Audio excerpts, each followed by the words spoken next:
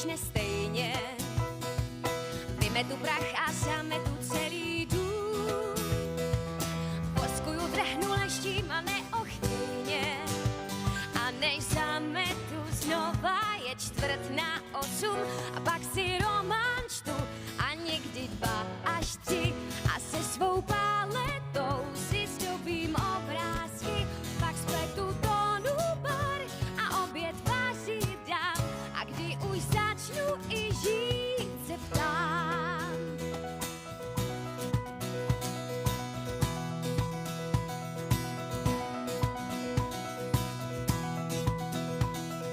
Hlavu si lámu, když trefím terč, tak peču a v mašce skrytá hravě si dávám mat.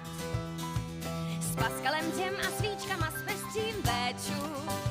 Cvičím pak tělo, zrak, ušiju, vidí frak, pak staré knížky čtu a kolem pádí čas a stébla maluju a tenčí jsou než vlas a vlasy češu si a češu zas a zas a tvrdnu tam, kde dál tvrdnout mám.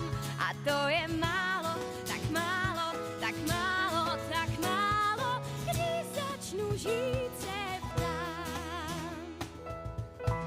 Tak zítra zas ten roj světelek mi přijde přát, ptát se, jak se dnes má, kam zas odlétnou. Teď, když jsem starší, pusť mě, mama, kam mě zvou.